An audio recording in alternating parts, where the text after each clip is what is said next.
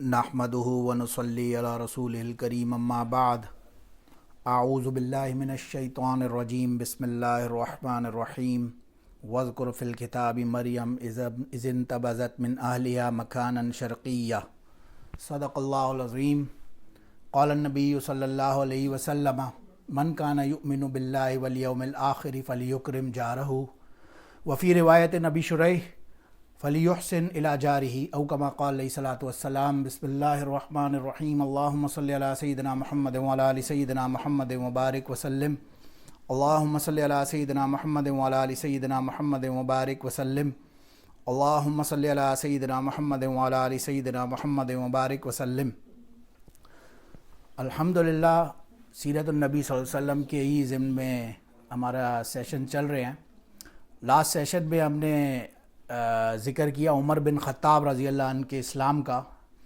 بہرحال at the same time there were good news coming out and at the same time وہاں سے کچھ ایٹراسٹیز against مسلمانوں کے بھی ایک ساتھ ساتھ ہی چل رہی تھی۔ اب عمر رضی اللہ عنہ کے اسلام کے بعد ظاہر ہے مسلمانوں کا ایک بیک تک کافی اسٹرانگ جب ہو گئی، اب کفار کو سمجھ نہیں آتی کہ اب ہم کیا کریں، تو انہوں نے ایک نیا پلان بنایا کہ بڑی لو لیول پلان کہہ لیں، نبی علیہ الصلوۃ والسلام کے گھر کے باہر کچرا وغیرہ گرانے کا۔ جہاں بھی وہ تشریف لے جاتے آپ کچرا، گند، مٹی، جو بھی اپنے گھر کا ٹریش سارا ان کے گھر کے باہر پھینکا کرتے تھے۔ یہ انہوں نے پلان بنایا۔ اس میں کی بالکل اس کا جو پائنیئر سب سے آگے ابو لہب، جو کہ خود اب حضور علیہ الصلوۃ والسلام کا چچا بھی تھا، اور اس کی بیوی ام جمیل جو کہ بالکل پیش سب سے آگے تھی۔ اتنا آگے تھی ان کاموں میں یہ دونوں میاں بیوی کہ اللہ نے قرآن میں ان کے لیے تبت یدا ابی لہب و تب، کہ یہ ابو لہب کے ہلاکت ہو، اس کے ہاتھ تباہ ہوں یعنی کہ برباد ہوں، اور وامرأتہ حمالۃ الحطب، وامرأتہ اس کی عورت کا خاص طور سے اللہ نے قرآن میں ذکر کیا ان دونوں کے بارے میں۔ بہرحال تو ان کا مین یہی تھا کہ یہ کچرا وغیرہ اور گند، مٹی اور کانٹے وغیرہ وہاں پہ بچھایا کرتے تھے۔ نبی علیہ الصلوۃ والسلام صبح نماز کے لیے اٹھتے اندھیرے میں، ظاہر ہے تشریف لے جانے کے لیے باہر، تو وہ کانٹے مبارک آپ کو چبھ جاتے، کبھی خون وغیرہ نکل آتا اور تکلیف ہوتی ظاہر ہے اس سے۔ آپ ان سے فرمایا کرتے کہ بھائی باقی سب اپنی جگہ، تمہیں میرا اسلام پسند نہیں آ رہا، میرا لانا میرے پہ میری بات سمجھ نہیں آ رہی، لیکن پڑوسی کے تو اپنے حقوق ہوتے ہیں۔ ہم نے حدیث ابھی بیان کی نا، من کان یؤمن باللہ والیوم الآخر فلیکرم جارہ، کہ جو کوئی اللہ اور آخرت کے دن پر ایمان رکھتا ہے اس کے اوپر لازم ہے فلیکرم، یہ امر کا صیغہ ہے محمود صاحب، امر کا صیغہ ہے، آرڈر ہے، تمہارے اوپر لازم ہے کہ اس کا اکرام کرو۔ دوسری روایت میں ابو شریح کی ہم نے ڈسکس کیا فلیحسن الی جارہ، کہ اچھا برتاؤ کرو اس کے ساتھ۔ نبی علیہ الصلوۃ والسلام ایک حدیث میں آتا ہے، بیان فرمایا کرتے تھے کہ جبرائیل علیہ السلام میرے پاس پڑوسیوں کے یعنی کہ جو نیبرز ہیں ان کے حقوق کے بار بار اتنی انسٹرکشنز لایا کرتے تھے، بار بار اتنی نصیحت فرمایا کرتے تھے، مجھے خدشہ ہوا کہیں ایسا نہ ہو کہ ہماری وراثتوں میں بھی ان کو حقوق ملنا شروع ہو جائیں۔ بہرحال ان کا اپنا اتنا ایک لیول ہمیں تو اسلام نے سکھایا پڑوسی کا، ڈزنٹ میٹر کوئی مسلمان ہے غیر مسلمان ہے، وہ اپنی جگہ۔ امام احمد بن حنبل رحمہ اللہ کا فیمس واقعہ مشہور ہے، ان کا ایک یہودی نیبر تھا، جیو، وہ یہودی نیبر نے سوچا میں اپنا گھر بیچ دیتا ہوں۔ وہ گھر بیچنے کے لیے اس نے مارکیٹ میں جو اس کی سیلنگ پرائس لگائی نا، جیسے اس زمانے میں ہوگا 5000 دینار کی کوئی پرائس ہوگی، اس نے اپنی سیلنگ پرائس، آسکنگ پرائس جس کو کہتے ہیں، وہ لگائی 10,000 دینار، ڈبل پرائس۔ کسی نے آ کے مارکیٹ میں پوچھا کہ یار تم مارکیٹ ویلیو سے ڈبل پرائس مانگ رہے ہو، ہاؤ از دیٹ پاسبل، کوئی کیوں دے گا تمہیں؟ وہ یہودی کہتا ہے کہ میں 5000 دینار تو اپنے گھر کی قیمت مانگ رہا ہوں، اور 5000 دینار خالی امام احمد بن حنبل رحمہ اللہ کا نیبر ہونے کی قیمت ہے، کوئی خوشی خوشی ادا کرے گا، اس لیول کے وہ پائے کہ نیبر ہیں۔ تو نیبروں کے تو اپنے حقوق ہمیں اسلام نے سکھائے۔ بہرحال خیر، یہ بعض تو نہیں آتے تھے، یہ تو اپنی ہر درمی پہ اسی طرح لگے رہے کچرا وغیرہ گرانے پہ، لیکن ایٹ دا سیم ٹائم اب آپ دیکھیں کہ ایک بندہ تھا عقبہ بن مویت، اب انہوں نے اس کو تھوڑا سا ایسکلیٹ کرنے کا بھی سوچا نا آگے بات، کہ اور کیا کریں مزید، بھائی یہ تو سب کریں گے تو وہ اب نبی علیہ الصلوۃ والسلام جب نماز پڑھے ہوں گے کعبے میں تو ہم ان کے اوپر گند گرا دیں گے جا کے۔ اس کی ڈیوٹی عقبہ بن مویت نے اپنے ہاتھ میں لی کہ ہاں میں ایسا ہی کروں گا. اب وہ طاق میں بیٹھا رہا. ایک دن نبی علیہ الصلوۃ والسلام کعبے کے پاس تشریف فرما تھے, نماز ادا کر رہے تھے, اور وہاں دیکھا اس نے ایک اونٹ کسی نے ذبح کیا. اس نے اس اونٹ کی ساری انٹسٹائنز, آنتڑیاں وغیرہ لے کے, اور نبی علیہ الصلوۃ والسلام جب سجدے میں تشریف لے گئے, وہ لا کے ان کے اوپر رکھ دی. اور اس کے ویٹ سے, اس ہیوی ویٹ سے نبی علیہ الصلوۃ والسلام اوپر اٹھ نہیں پا رہے تھے, اور یہ پیچھے ہنس رہے ہیں, مذاق اڑا رہے ہیں, بلا وجہ کی الٹے سیدھے تانے کس رہے ہیں. کسی نے بتایا حضرت بی بی فاطمہ رضی اللہ عنہا کو کہ آپ کے والد کے ساتھ یہ ہو رہا ہے, اور وہ بھاگتی ہوئی روتی ہوئی بیچاری تشریف لے گئیں, اور انہوں نے ہٹایا اپنے والد کے کاندھے سے, پیچھے بیک سے وہ انٹسٹائنز اس اونٹ کی, اور پھر نبی علیہ الصلوۃ والسلام اوپر کھڑے ہونے کے اس پوزیشن میں آئے. تو بہرحال یہ کفار کے تو اپنے جو ہتھ کنڈے تھے وہ انہوں نے آگے چلانے کی بالکل ٹھان لی تھی. لیکن اسی اسنا کے اندر ایک بات جو ہو رہی تھی, ایک مرتبہ نبی علیہ الصلوۃ والسلام صحابہ کے ساتھ نماز ہی پڑھا رہے تھے. اب مانتے تو یہ نہیں تھے, لیکن قرآن کا اپنا ایک اثر تو تھا جو پڑھنے والے کے اوپر ہوتا ہے. اسی لیے آتا ہے نا, فَإِذَا قَرَأْتَ الْقُرْآنَ فَاسْتَمِعُوا لَهُ وَأَنصِتُوا. جب قرآن پڑھا جا رہا ہے تو خاموشی کے ساتھ سنو, بالکل وَأَنصِتُوا, اور بالکل یکسوئی کے ساتھ اس کو سنو, کوئی دوسرا ایکشن نہ کرو. اسی لیے ہمارے علماء فرماتے ہیں نا, ایون جب قرآن نماز میں بھی سورہ فاتحہ کے بیچ میں اپنی تلاوت نہ کرے بندہ, اس کے اوپر فوکس کرے. تو بہرحال اس کا اتنا لیول تھا. ایک مرتبہ نبی علیہ الصلوۃ والسلام نماز ہی فرما رہے تھے, سورہ نجم کی تلاوت فرما رہے تھے, وَالنَّجْمِ إِذَا هَوَىٰ مَا ضَلَّ صَاحِبُكُمْ وَمَا غَوَىٰ إِلَى آخر الآیات جتنی بھی پڑھی. جب وہ اس آیت پہ پہنچے, وَتَضْحَكُونَ وَلَا تَبْكُونَ وَأَنْتُمْ سَامِدُونَ فَاسْجُدُوا لِلَّهِ وَاعْبُدُوا. آیت سجدہ ہے, سب لوگ اپنا سجدہ ادا کر لیجئے گا فارغ ہو کے. جب اس آیت پہ پہنچے نبی علیہ الصلوۃ والسلام تو سجدہ فرمایا, تمام کے تمام صحابہ نے بھی پیچھے سجدہ فرمایا, اور یہ جتنے کفار پیچھے سن رہے تھے ان کے اوپر ایسا اثر ہوا کہ وہ سب کے سب سجدے میں گر گئے اسی وقت ان آیتوں کو سن کے, ایسی ان کی پاور تھی.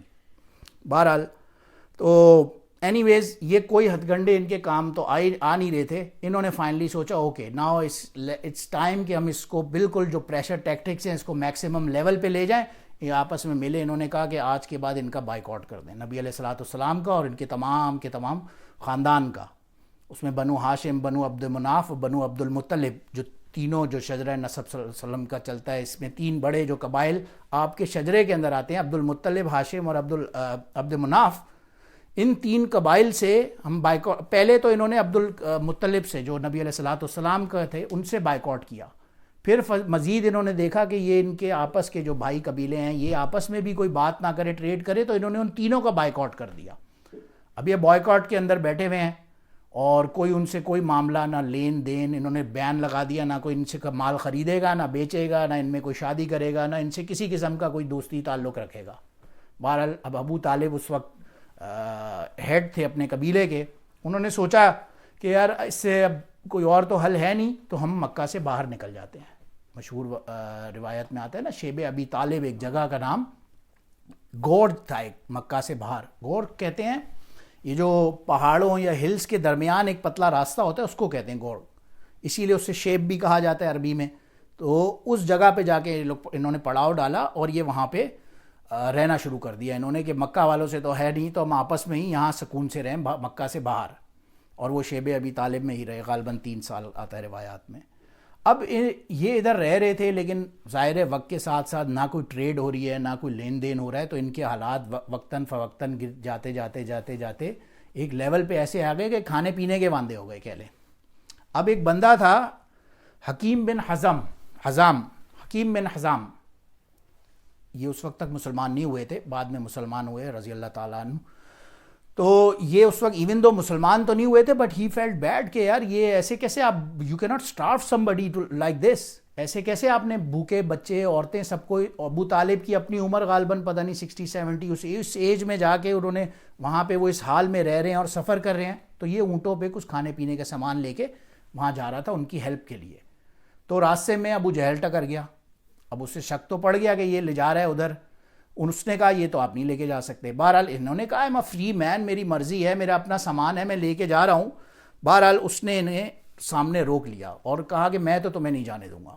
پھر ایک دوسرے صاحب تھے ابو البختاری, وہ سامنے انہوں نے انٹروین کیا. He was a very powerful chief of مکہ.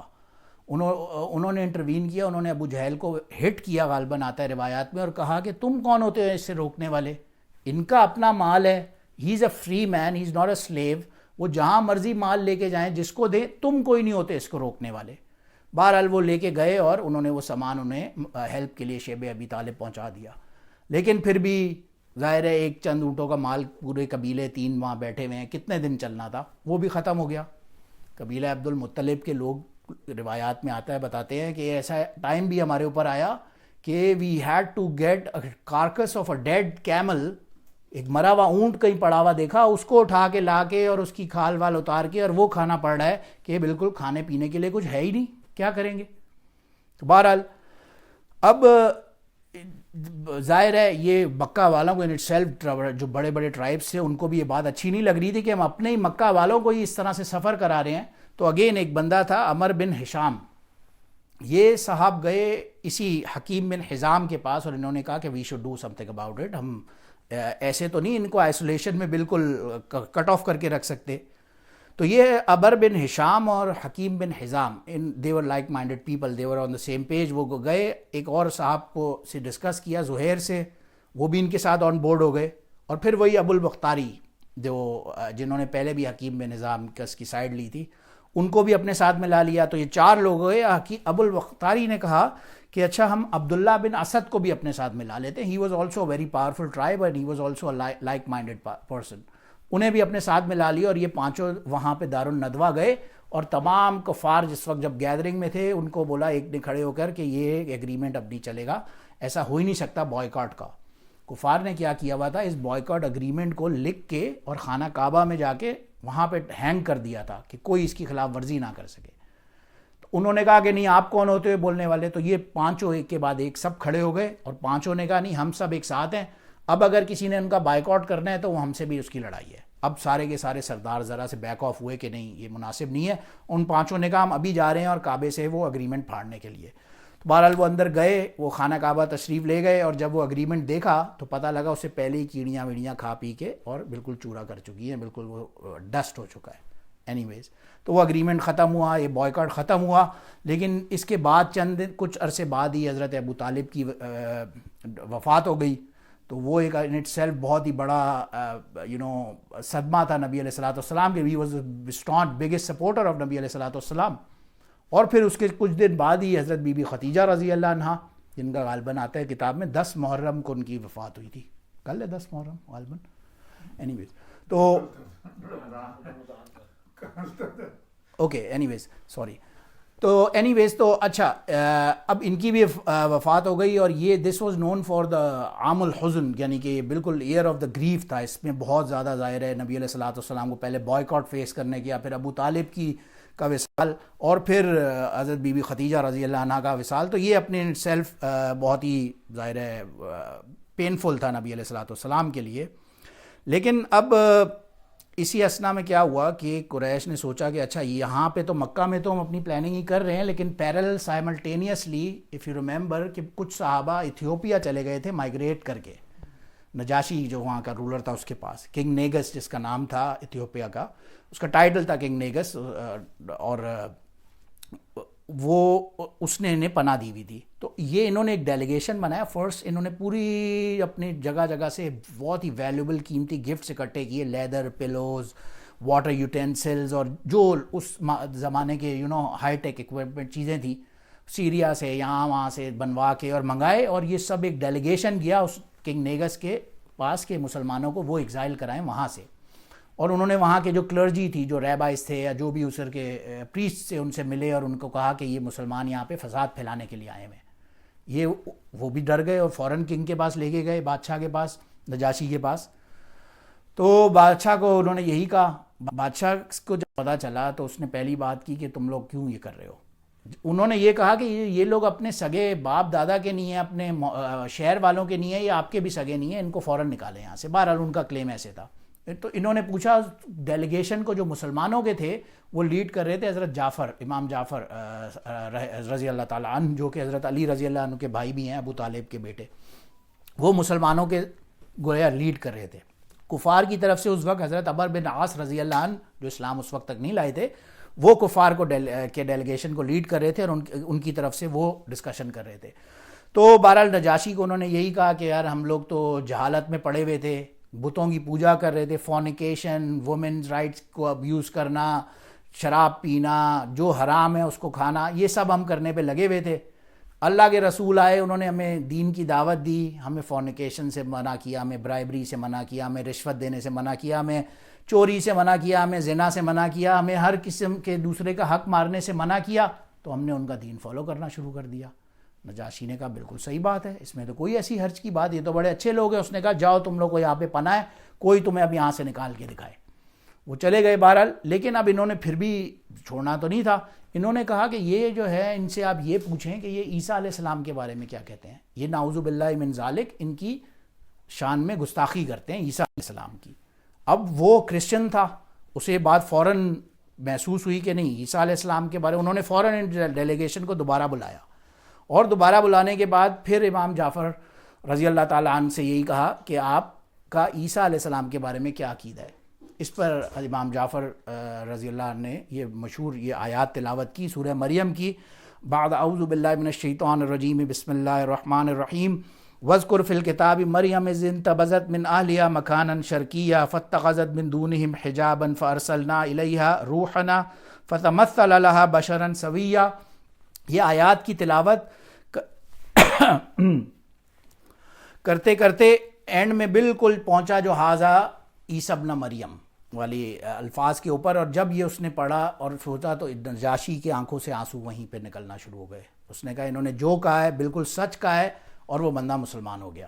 اور مسلمان ہونے کے بعد اس نے پھر روایات میں آتے بار بار امام جعفر صادق, اکثر امام جعفر رضی اللہ عنہ وہ لگتے جعفر طیار رضی اللہ عنہ سوری ان کی اکثر انہیں رات میں بلایا کرتا تھا, ان سے دین کی تعلیم لیا کرتا تھا. اب جب کلرجی کو یہ بات پتہ چلی تو وہ لوگ ظاہر ہے غصے میں آ گئے کہ یہ تو ہمارا بادشاہ کیسے مسلمان ہو گیا. انہوں نے گینگ بنایا اور فوراً بادشاہ کو جا کے جو ہے نا الٹیمیٹم دیا کہ ایسے کہ آپ عیسیٰ علیہ السلام کی ٹرینٹی پر, یعنی کہ ان کے باپ خدا اور جو father son and holy ghost کی جو ٹرینٹی کا کانسیپٹ ہے اس پر آپ ایمان رکھتے ہو کہ نہیں.